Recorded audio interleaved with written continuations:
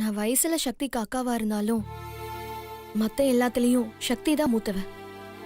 அவளை மாதிரி ஒரு தங்கச்சி கிடைச்சதுக்கு நான் எப்போவோ புண்ணியம் பண்ணிருக்கணும். அவ எனக்கு தங்கச்சி மட்டும் இல்ல, எனக்கு ஒரு தாயும் தான்.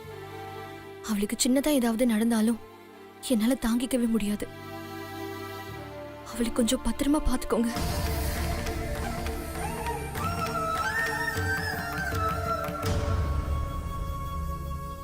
அவ வாழ்க்கையே நீங்க தான். உங்களால மட்டும்தான் அவளை நல்லபடியா பாத்துக்க முடியும். என்ன இவங்க சம்மந்தம் எல்லாம் பேசிட்டு இருக்காங்க? மீனாட்சி, இப்போ எதுக்கு இது நீங்க என்கிட்ட சொல்றீங்க? இல்ல, என்னன்னு தெரியல, காலையில இருந்து ஒரே சக்தி ஞாபகமாவே இருக்கு. அதான் உங்ககிட்ட சொல்லணும்னு தோணுச்சு.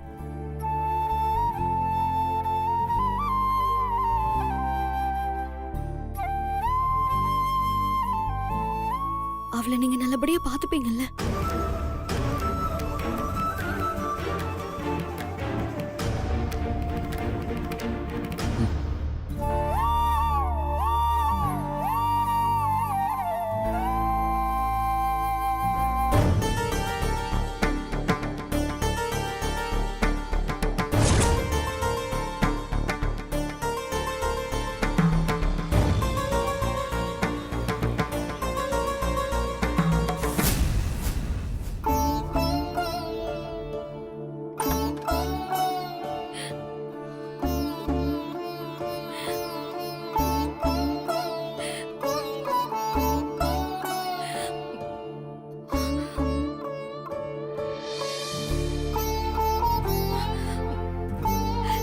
ஏங்க, என்னாச்சுங்க? உண்மையாவே 2 பேரும் டிவோர்ஸ்க்கு அப்ளை பண்ணிருக்காங்க மீனாட்சி.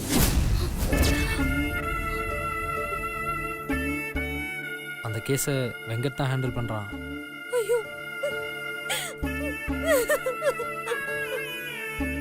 மீனாட்சி, மீனாட்சி அழாத மீனாட்சி. என்னாச்சு மீனாட்சி? எதுக்காக அழுதுட்டு இருக்க? பாவங்க சக்தி, எனக்காக அவ வாழ்க்கைய தொலைச்சிட்டா. நான் நல்லா இருக்கணும், நான் சந்தோஷமா இருக்கணும்ன்றதுக்காக பிடிக்காத உங்க அண்ணன் கூட சேர்ந்து நம்ம கல்யாணத்துக்காக போராடினா.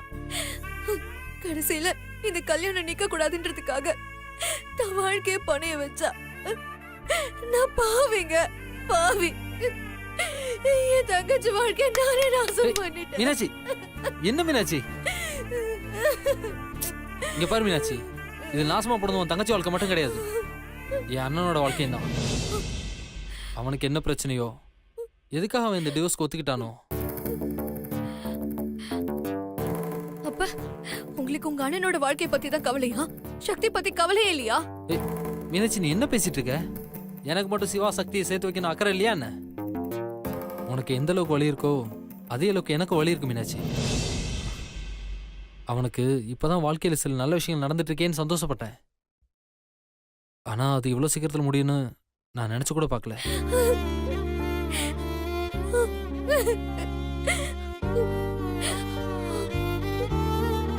அவங்க 2 பேத்துல யாருக்கு முதல்ல பிடிக்காம போச்சு, யாரு ஃபர்ஸ்ட் டிவோர்ஸ்க்கு அப்ளை பண்ணாங்க, எதுவுமே தெரியல மீனாட்சி. மீனாட்சி, எங்க போற? நான் இப்பவே போய் சக்தி கிட்ட கேக்குறேங்க. போய் என்னன்னு கேப்ப? அவங்களுக்குள்ள என்ன பிரச்சனை, யார் இதுக்கெல்லாம் காரணம்னு கேட்க போறேன். இப்ப கேட்டு என்ன பண்ண போற? சரி, சிவா தான் காரணம்னே வை, என்ன பண்ண முடியும்?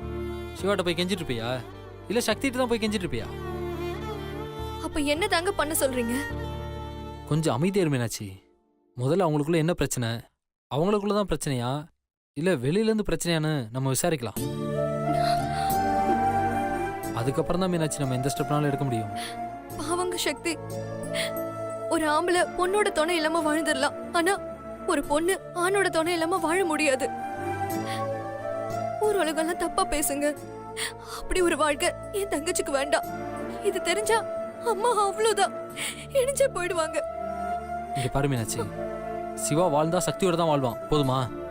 நீ எதுக்கும் கவலைப்படாத மீனாட்சி, நான் சொல்றதை நீ நம்பு.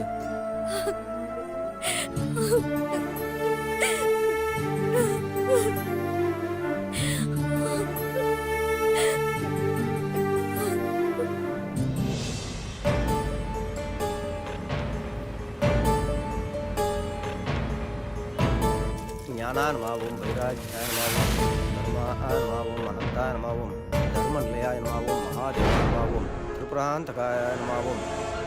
நீ மட்டும் சக்தியா இருந்த இருக்குடி உனக்கு பூஜை. இதென்ன பூஜை? இதை விட ஸ்பெஷல் பூஜையே ரெடி ஆயிட்டு இருக்கு. அத்தை, இன்னைக்கு மட்டும் அந்த போட்டோ என்கிட்ட மாட்டுட்டும். அதுக்கப்புறம் இருக்கு உனக்கு ஆப்பு. அனுஷ்கா, என்ன ஏதோ யோசிக்கிற போல இருக்கு? ஆ? நீங்க கூட தான் ஏதோ யோசிச்சுட்டு இருக்கீங்க. நான் என்னமா யோசிக்க போறேன்? எல்லாம் உனக்கும் சிவாவுக்கும் நல்லபடியா கல்யாணம் நடக்கணும்னு தான் யோசிக்கிறேன். நான் கூட அதுதான் யோசிச்சுட்டு இருக்கேன் ஆண்டி. ச்சே, என்ன ஒரு ஒற்றுமை பாருங்க நமக்குள்ள. நீ மட்டும் சக்தியா இருந்த கண்டிப்பா உன்னையும் சிவாவையும் நான் சேரவே விட மாட்டேன்டி.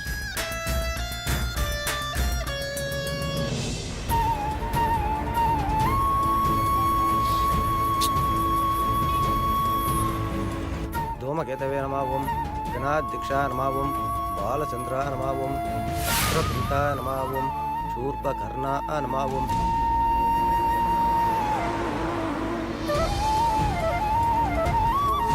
அக்னயே நமாவும் மகாதேவாய நமாவும் காலாக்கிகாலாய நமாவும்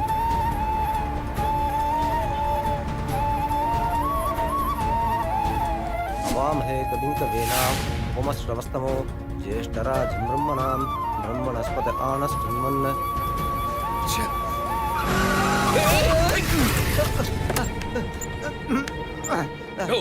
சாரி அறிவில்லை உனக்கு? சாரி சார், எப்படியா குறுக்க வந்து விழுவ? பார்த்து வர தெரியாது. Sorry sir. போயா.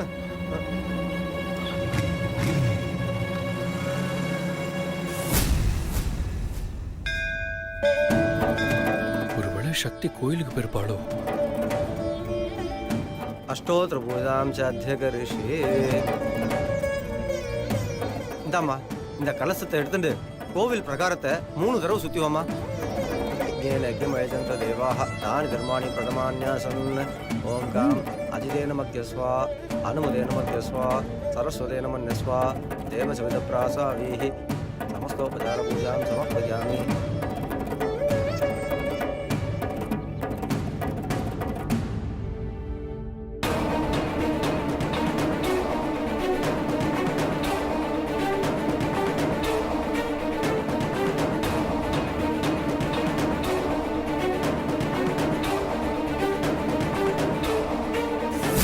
அம்மா, கலசத்துல இருந்து பூ கீழே விழுந்துருச்சு பாருமா.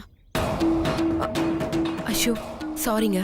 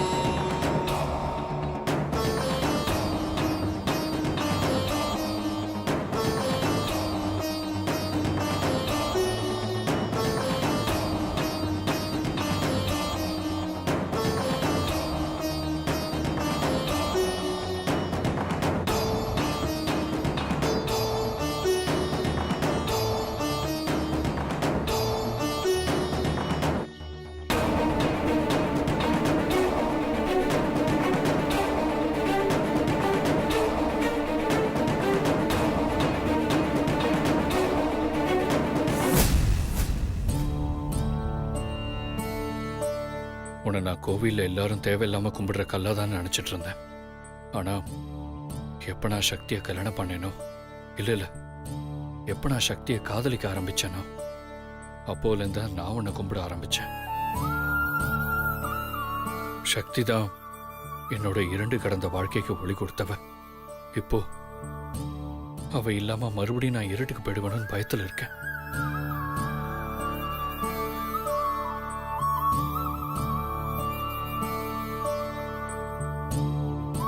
தயவு செஞ்சு என் சக்தியை என்கிட்ட கொடுத்துரு.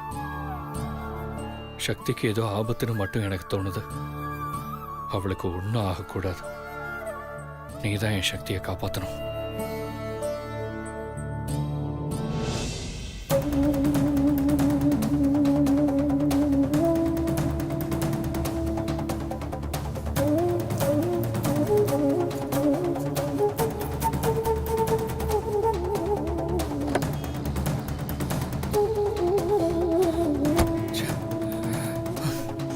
சக்தி எங்க தேடியும் கிடைக்கலையே.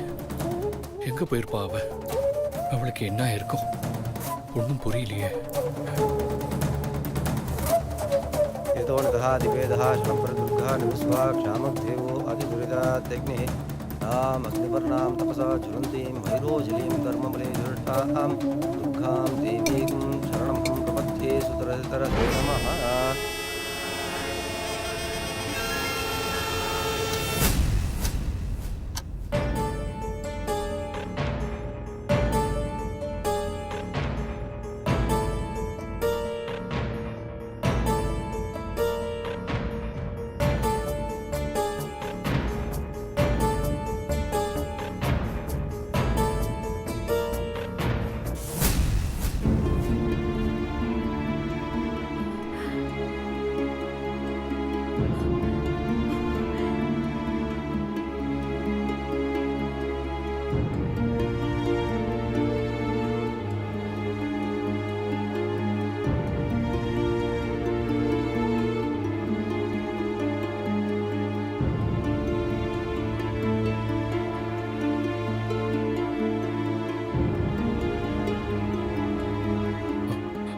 சக்தி வந்துட்டாளா?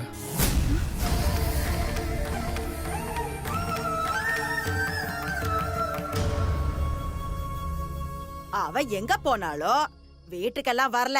நீ வேணும்னா வேற எங்கேயாவது போய் தேடி பாரு.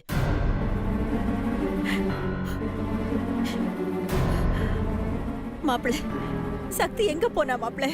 சக்தியை நீங்க எப்படியாவது தேடி கண்டுபிடிச்சு கூட்டிட்டு வந்துருவீங்க நம்பிக்கையோட இருந்தேன். ஆனா நீங்க எங்களையே கேக்குறீங்களே, எனக்கு என்னவோ பயமா இருக்கு மாப்பிள்ள. ஏன் மாப்பிள்ள, சக்திக்கு எதுவும் ஆயிருக்காதுல்ல? அத்தை, அதெல்லாம் ஒன்றும் ஆயிருக்காது அத்தை. அவ போன வேலை முடிஞ்சிருக்காது. அதனால தான் லேட் ஆகுது. அவ கண்டிப்பா வந்துருவாத்த. அவ தைரியமான பொண்ணு. நீங்க எதுக்கும் கவலைப்படாதீங்க. எப்படி கவலைப்படாம இருக்க முடியும்? ஒரு பொண்ணு ஓடுகாலியா இருந்தா பரவாயில்ல. ஆனா இது பத்த எல்லா பொண்ணுங்களுமே ஓடுகாலியா தானே இருக்கு.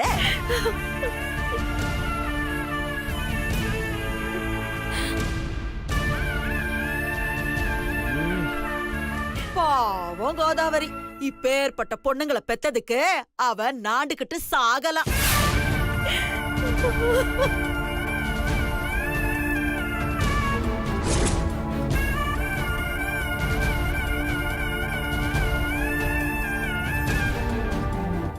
பாட்டி, கொஞ்ச நேரம் வாயை முட்டு சும்மா இருக்கீங்களா? இப்ப நான் என்னடா தப்பா சொல்லிட்டேன்? அவ மனசுல இருக்கிற ஃபீலிங்ஸ அவ சொல்ல முடியாம அழுவுறா. அவ சார்பா நான் சொன்னேன். இது ஒரு தப்பா? தப்புதான் பாட்டி. உனக்கு வயசாயிடுச்சே தவிர எதை எங்க எப்ப சொல்லணும்னு உனக்கு அறிவே கிடையாது. டேய், நான் பாட்டிடா. என் வயசுக்காவது மரியாதை கொடு. பாட்டி, வயசுக்கு ஏத்த மாதிரி நடந்துக்கலனா மரியாதை கிடைக்கிறது கஷ்டம்தான். நான் வயசுக்கு ஏத்த மாதிரி நடந்துக்கலையா? ஆனா இந்த வீட்ல இருக்கிறவங்க மட்டும் வயசுக்கு ஏத்த மாதிரி நடந்துக்கிறாங்களா? சொல்லுடா.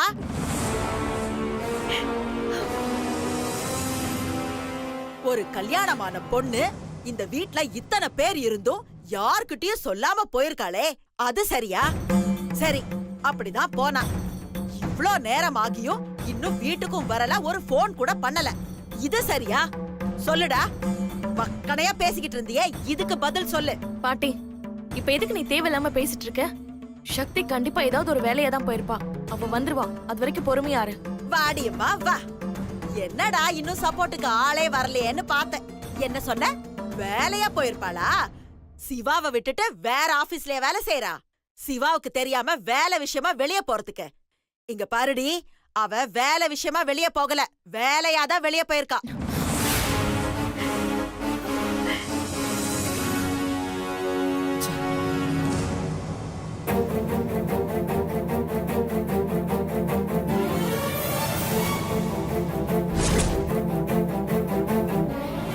பாட்டி, அவ எங்க போயிருந்தாலும் சரி, நீ எதுவும் பேசாத. ஆமாண்டா, ஏன் வாயை அடைச்சிடு. இன்னும் கொஞ்ச நேரத்துல இந்த ஊரே சேர்ந்து பேசும். அவங்க வாயெல்லாம் எப்படி அடைக்கிறேன்னு நானும் பாக்குறேன்.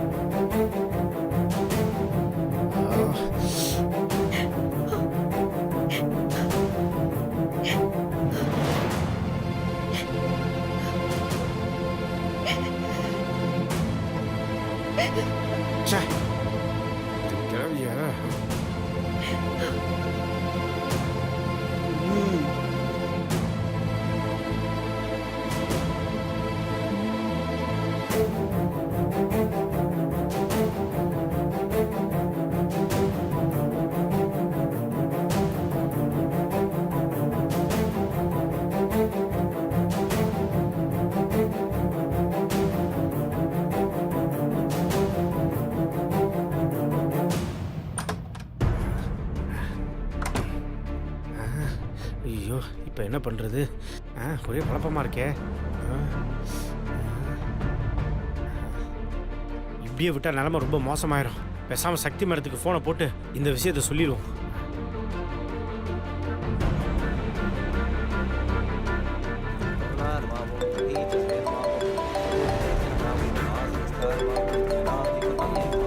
ஒரு நிமிஷம் அனுஷ்கா.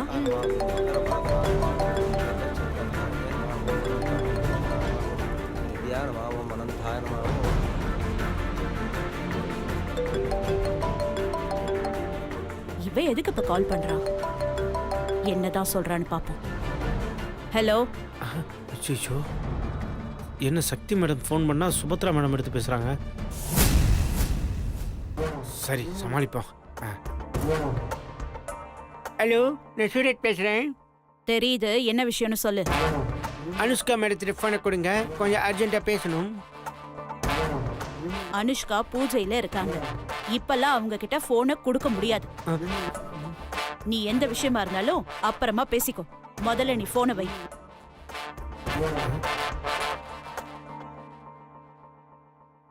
என்ன இவங்க இப்படி ஃபோனை டக்குன்னு கட் பண்ணிட்டாங்க? சக்தி மேடத்து கூட நான் பேசக்கூடாதுன்னு தான் இப்படி பண்ணுறாங்க. என்ன பண்ணலாம்? திரும்ப ட்ரை பண்ணுவோம்.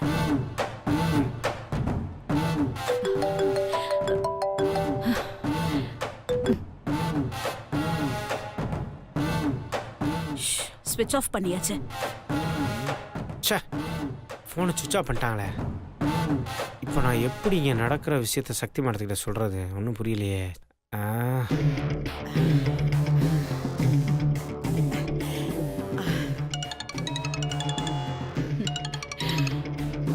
ஹலோ. அம்மா சுபத்ரா, நான் தான் அம்மா பேசுறேன். என்னம்மா, அங்க நிலவரம் எப்படி? நாம நினைச்ச மாதிரி பிரச்சனை நடக்குதா? இல்லம்மா, நாம நினைச்சதை விட ரொம்ப அமக்களமா நடக்குதுமா. சுபத்ரா, கோதாவரி குடும்பம் சக்தி வராம தலகுனிஞ்சு நிக்குது. இதுதான் கரெக்டான டைம்னு சொல்லி எல்லாரையும் அசிங்கப்படுத்திட்டல்ல. அதுக்கு யாரும் எதுவும் சொல்லல. எப்படிமா சொல்லுவாங்க? திருடனுக்கு தேள் கொட்டினா அமைதியா தானே இருந்தாகணும். இப்ப அவங்க நிலைமையும் அப்படிதாம்மா. தப்பு அவங்க மேல இருக்கு, அதான் வாயே திறக்க முடியாம இருக்காங்க. சுபத்ரா, இவங்களை எல்லாம் இப்படி பாக்குறதுக்கு எனக்கு எவ்வளவு சந்தோஷமா இருக்கு தெரியுமாமா? இந்த மாதிரி ஒரு சந்தர்ப்பத்துக்காக தானே நாம காத்துக்கிட்டு இருந்தோம். கரெக்டா சொன்னம்மா. சுபத்ரா, நீ இப்ப அனுஷ்காவை கூட்டிக்கிட்டு வீட்டுக்கு வா. இதுதான் சரியான நேரம். நீ இப்ப வீட்டுக்கு வந்தா கரெக்டா இருக்கும்மா. சரி, நான் வரேன். ஆனா அதுக்கு முன்னாடி நீ ஒரு வேலை செய்யணும். என்னம்மா? அனுஷ்காவோட மேனேஜர் இருக்கான்ல, அவனுக்கு எப்படியாவது தூக்க மாத்திரை கலந்து கொடுத்து தூங்க வச்சிரு. ஏம்மா அந்த பையனை போய் தூங்க வைக்க சொல்ற? அம்மா, இப்பதான் காத்து நம்ம பக்கம் அடிக்குது. அதை யாரும் தடுத்து விட்டுறக்கூடாதுல்ல. அந்த மேனேஜர் முழிச்சிட்டு இருந்தானா அவன் ஏதாவது குழப்பம் பண்ணிடுவான். ஆமாம்மா. நாம இப்ப செய்யற வேலையில எந்த குழப்பமும் வரக்கூடாது. அதனாலதான் சொல்றேன், முதல்ல அவனுக்கு தூக்க மாத்திரை கொடுத்து தூங்க வச்சிரேன். புரியுது புரியுது சுபத்ரா. நீ சொன்ன மாதிரியே அந்த பயல தூங்க வச்சிடுறேன். அது மட்டும் இல்ல, அவன் அனுஷ்கா ரூம்ல இருந்து தப்பிச்சு போக முடியாதபடி ரூம்ல இருக்கிற எல்லா ஜன்னல் கதவையும் சாத்தி வச்சிரு. சரிம்மா சரிம்மா, அப்படியே செஞ்சிடுறேன்.